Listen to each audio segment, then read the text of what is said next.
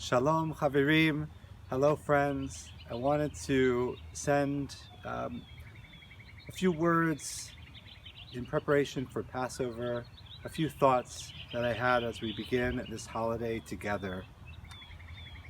So, our world has really been upended the last few weeks. And one of the things I think we're all experiencing is just the tremendous suddenness of this change in our lives. Our world was one way, and then like that, things have changed. And that suddenness is difficult for a lot of us to process. We've had to change how we do work.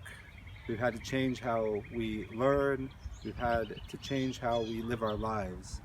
And I think we've done an amazing job in just a few short weeks of creating a new normal for ourselves. But that has also created a lot of stress as we're trying to figure out new technology.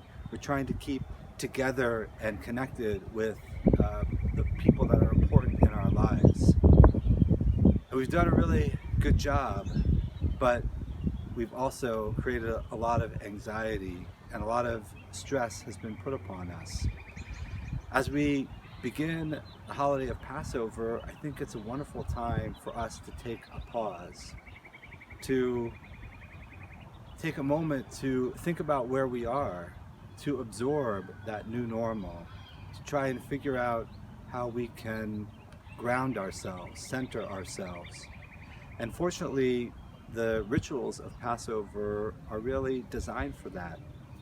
Imagine that you were an Israelite who was told, all right, guys, we're leaving Egypt, and tomorrow we're going to be out in the desert.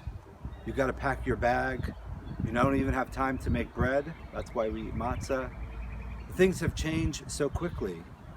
Our ancestors, our Israelites, had the same stress and anxiety that we deal with today.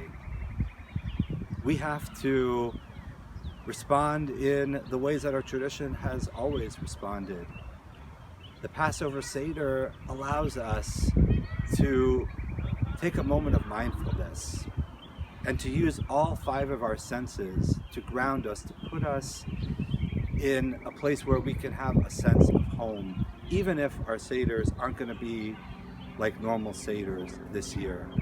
And so I invite you to take a pause in whatever Seder you're going to have, whether it's with only a few people, not the people you usually were expected to have, whether it's over Zoom, and use all five senses to be present and reflective. So, of course, we use our eyes, not only to read the Haggadah, but to see the people around us, and it might be people on screens. So take a moment to appreciate all of those who are around you.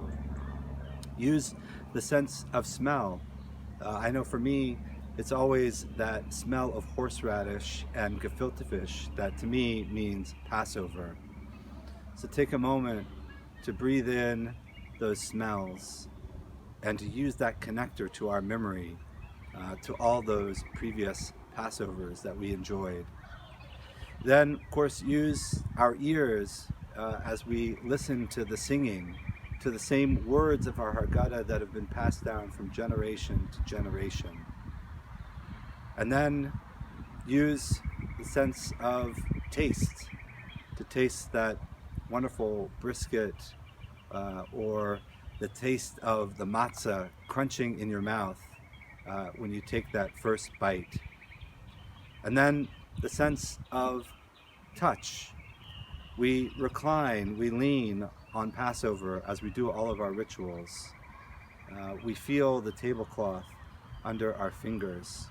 Use all of those senses to help us be present, but also to connect to the past of our tradition, our ancestors, to our loved ones, and also to think about the future, what our lives are going to be like when this crisis is over. I invite you to be mindful in this Seder. and to remember that we have so many blessings around us, to take a moment and to appreciate them, to savor them. That's what Passover is all about. I want to wish you, your families, your dear ones, all who are close and important in your lives, a happy, a healthy, and a joyous Passover.